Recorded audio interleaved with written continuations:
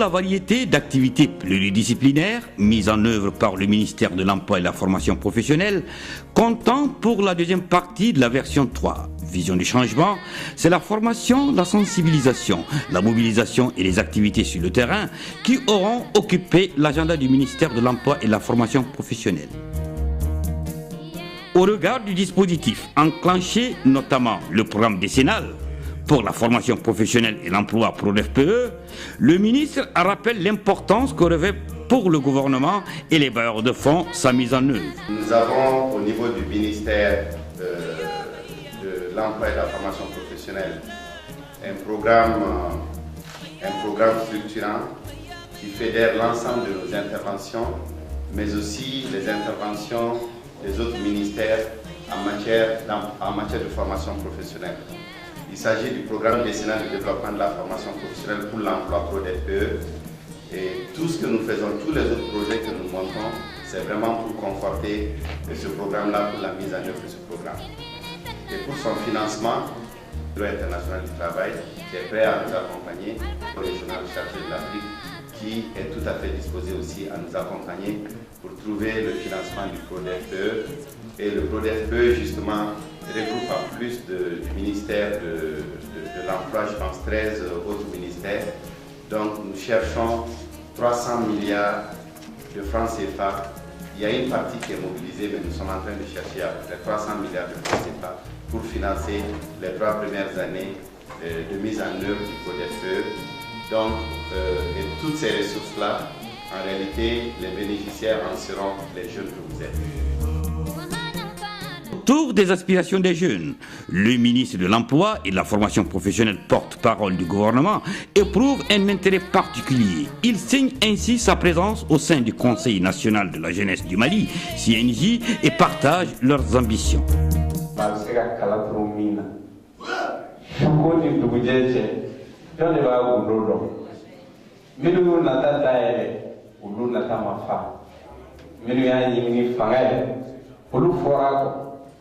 Minu ye dɔɔni ɲini olu ma foyi sɔrɔ dɔɔni kɔ maa si t'i ka kelen kuma dun diɲɛna fanya ni kaba kafa ni yaada ye sangara ye maaya la o jaabi ba wari ye kungo ye fantanya tɛ lebu ye i yɛrɛ dɔn o ye dɔɔni fɔlɔ se i yɛrɛ la o ye sena fɔlɔ ye a dɔn ko minɛn bɛ kɔnɔfɛn de b'a nɔrɔbɔ. Wallahi due jure o galore tamu o soame jangi ko jigitige ni tige ko jebale ka fsa jela molonke kani ngo fo mai beta bi shinya sutra ka ni fendiga do langolo bitama o sutra le do finima bitama o langolo do ni sabu ke ko nyen bi bolo ko war bi bolo ko fanga bi bolo kana nin toño ko sebiye bien ko plaso bamna ni katanite nga bien soro ya chesiri ba ko ma demison ali ya na chesiri. Dans le registre des consécrations, le centre de formation professionnelle d'Indamali de Sévéninkoro a lui aussi témoigné la présence du ministre de l'Emploi et de la Formation professionnelle à l'occasion de la clôture de la formation de 120 apprenants ayant bouclé avec succès une formation de 3 ans d'apprentissage. Au nom du conseil municipal, la population de la commune 4, de celle de Sévéninkoro et au mien propre, pour souhaiter la bienvenue à toutes et à tous à la cérémonie de remise d'attestation aux 120 jeunes finalistes du centre de formation professionnelle d'Indamali. Ces activités de formation professionnelle s'adressent sincèrement à des jeunes qui sont dans des conditions difficiles. Beaucoup n'ont pas eu la chance d'aller à l'école, certains ont été très tôt déscolarisés et d'autres, après le DF, n'ont pas été orientés. Et donc c'est une jeunesse en détresse qui se trouve ici en train de se créer l'avenir, en train de se donner de l'espoir à travers l'apprentissage des métiers. Pour certifier leur qualification, c'était au ministre d'en attester à travers des remises de diplômes. Votre action prouve, si besoin en était, tout l'intérêt que vous accordez à l'insertion des jeunes dans la vie productive à travers la formation professionnelle. C'est le lieu de rendre un hommage mérité à Enda Mali et à tous les acteurs de la société civile engagés dans la formation professionnelle des jeunes, en particulier ceux qui n'ont pas eu la chance d'aller à l'école et qui ont été très tôt déscolarisés. Le gouvernement du Mali accorde une attention toute particulière au secteur de la formation professionnelle pour lutter contre le chômage des jeunes. Et je voudrais vraiment insister là-dessus. Cette formation ne sert que si elle vous permet effectivement d'avoir accès à un emploi. L'émotion était grande et le concours de circonstances a fait un heureux parmi les apprenants. Le jeune Sekouba Traoré a lui bénéficié d'un appui personnel du ministre en vue de faciliter son insertion. Pour le ministre de l'Emploi, il s'agira de voir un Sekouba Traoré. Un jour, pourquoi pas dans la cour des grands, à l'image de Mme Keïta Adjara Kamara, une icône de l'entrepreneuriat féminin, une référence au plan national et international. Saluer l'effort de l'employabilité d'une part et d'autre part constater les emplois créés dans le secteur privé en termes d'exemplarité ont motivé le ministre de l'Emploi à effectuer une visite plus ou moins inopinée dans l'entreprise Adjara Couture. Employant 115 jeunes, opérant dans les divers maillons de la chaîne à l'effet d'une esthétique vestimentaire coupe sur mesure. Soucieux de garantir la compétence, la compétitivité, le ministère de l'Emploi et de la formation professionnelle a misé sur le développement de la qualification par la formation à travers le fonds d'appui à la formation et à l'apprentissage FAFPA. Pour les besoins de la cause, les femmes des camps militaires auront été la cible. Les femmes constituent un maillon important et les femmes des camps militaires constituent une spécificité parce qu'il s'agit d'un maillon important de la société civile qui n'est pas militaire mais qui vit derrière les corps habillés. Alors donc nous avons voulu saisir le mois de la femme, mois de mars, pour essayer de lancer un regard particulier sur cet axe important de la société civile qu'est les femmes qui vivent dans les camps militaires et qui vivent derrière les corps armés et qu'on a souvent tendance à oublier. Pour exprimer leur gratitude aux nouvelles autorités du Mali, le 8 mars aura été la convenance. Et je pense que si cette initiative marche, il est possible que nous pourrions toucher beaucoup plus de femmes à travers le Mali, beaucoup plus de femmes de militaires à travers le pays. Dans la même catégorie, les commerçants détaillants de la commune 1 du district de Bamako ont bénéficié de l'appui du FAFPA à travers la coordination des associations et groupements des commerçants détaillants de Bamako suite à une formation initiée et réalisée par le cabinet d'études et de formation en management des activités de développement CEFMAD. La formation des commerçants détaillants de la commune 1, 50 au total, sur la thématique récurrente de l'assainissement et de l'hygiène autour et dans les boutiques, financé par le FAFPA avec la facilitation du cabinet d'études, de formation et de management des activités de développement CEFMAD en illustration concrète. C'est pourquoi nous saluons, félicitons et remercions le département de l'emploi et de la formation professionnelle pour son appui financier, le CEFMAD pour ses expériences et expertises. Cette formation de plusieurs semaines visant l'amélioration de compétences sur l'hygiène et l'assainissement est une première dans le domaine de la santé des consommateurs. Le FAFPA, en finançant cette formation, voudrait encourager toute initiative visant à développer les compétences des ressources humaines dans les micro-entreprises informelles pour favoriser leur migration vers le formel afin de préserver les emplois, contribuer à de nouveaux emplois et participer davantage à la richesse nationale. Le problème de l'hygiène et de salubrité dans et autour des boutiques est une préoccupation permanente des autorités en charge des questions d'assainissement. La formation qui vient de s'achever, faut-il le rappeler, portait sur hygiène et assainissement autour et dans les boutiques de la commune 1 du district de Bamako. Vous convenez avec moi, mesdames et messieurs, de la pertinence de ce thème dans un contexte marqué par la dégradation de notre environnement, surtout en cette période d'hivernage.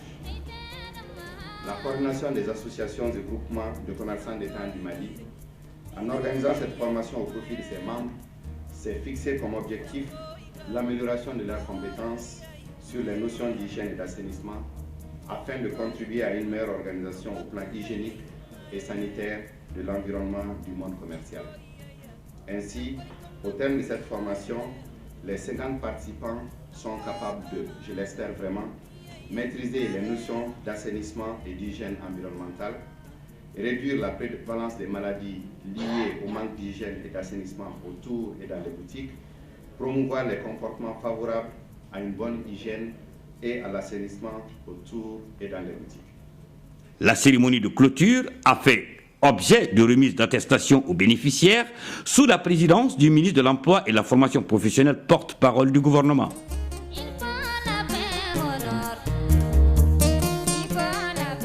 Dans le secteur de l'artisanat au Mali, la formation reste évocatrice. Elle n'est jamais de trop, estiment les observateurs avertis. Et le FAFPA, soucieux de la qualité du renforcement des capacités, affiche sa constante disponibilité et souscrit à la sollicitation du réseau Art and Style. Je vous informe juste que le concept Art Sélection a été initié par Magui, avec les artisans qui m'entourent. C'est d'abord une évaluation des compétences, après la formation financée par le FAFPA. Ensuite, c'est aussi une belle occasion de promouvoir la compétitivité des produits artisanaux. D'abord sur un marché national non encore conquis. Par faire les productions en s'arrêtant davantage sur les détails de finition, de présentation qui font la différence avec tous ces produits mieux vendus aujourd'hui. À travers ce parrainage, le FAFPA voudrait encourager toutes les initiatives visant à développer une culture de formation axée sur les effets, notamment la productivité, l'amélioration de la qualité des produits, la compétitivité et la création d'emplois. En effet, l'édition des expositions Art Sélection est une évaluation des compétences permettant de savoir si la formation apportée a réellement contribué à un changement sur la vie des entreprises artisanales et sur la promotion professionnelle et sociale des artisans eux-mêmes. Ainsi, c'est une coopérative de 40 membres de la Chambre des métiers de la commune 5 de Bamako qui ont bénéficié d'une formation pour l'amélioration de la qualité de leurs produits. Il y a des Ivoiriens, donc c'est vraiment d'assurer une bonne formation pour nos artisans, de les sensibiliser sur l'importance d'assurer une bonne qualité de leur production pour que vraiment l'artisan malien ne soit pas une espèce en voie de disparition. Vous avez l'espoir qu'avec les efforts que vous attendez à entreprendre, que ça va changer? Oui, nous avons bon espoir parce qu'il n'y a pas que la sensibilisation, il y a aussi tous les changements structurels que nous sommes en train d'apporter. Nous venons de créer l'Observatoire national de l'emploi et de la formation professionnelle qui va faire des études pour savoir exactement ce que sont les besoins des entreprises, par exemple, en matière de formation. Donc nous allons mieux former les gens pour que ces gens-là soient plus outillés. Nous avons aussi mis en place l'Institut national d'ingénierie de formation professionnelle, l'INIFOP. Et l'INIFOP, une fois que nous savons exactement ce dont les entreprises ont besoin, l'INIFOP va travailler à ce que ces formations-là puissent répondre aux besoins réels du marché du travail. Donc nous espérons qu'avec ces changements structurels-là, que nous pourrions beaucoup aider l'artisanat et surtout créer beaucoup d'emplois comme l'a promis M. le Autre bénéficiaire du FAFPA d'autres lieux. À Gao, il s'agira de l'association Solidarité envers les femmes et les enfants démunis de Gao. La formation, ça rentre dans le cadre de la lutte contre la pauvreté, l'émergence et puis surtout l'autonomisation des filles et les filles déscolarisées, non scolarisées et les filles déplacées. Nous n'allons pas nous arrêter là, nous allons chercher encore d'autres fonds pour former d'autres parce qu'il y en a beaucoup. Cette formation m'a apporté beaucoup puisque j'ai appris à faire plein de trucs que je ne savais pas, dont la fabrique du savon. On a beaucoup appris de cette formation et c'est des initiatives vraiment à encourager pour que les autres serres puissent bénéficier. On a beaucoup appris vraiment. La session de formation aura permis aux apprenantes d'être plus compétitives et plus performantes sur le marché de l'emploi, c'est-à-dire répondre favorablement aux attentes de la clientèle devenue de plus en plus exigeante. Si pas on peut au moins se connaître les produits qui entrent dans la composition du savon. Donc ils ont fait la théorie en même temps la pratique. Ils étaient vraiment dans la formation, on leur a appris beaucoup de mai. De la solidarité gouvernementale, parlons-en. Les travaux à haute intensité de main-d'œuvre en attestent. De Tombouctou à Gao, le département s'y est attelé dans un cadre interministériel. Nous avons, de notre côté, aidé le ministère de l'Emploi et de la Formation professionnelle et le ministère de la Jeunesse et de la Reconstruction civique à mobiliser les jeunes et à organiser des chantiers en commune 6, mais aussi en commune 5. Il s'agira de curés. Donc il s'agira de rendre plus fluide l'eau de pluie, quelle que soit la hauteur et l'abondance de cette eau.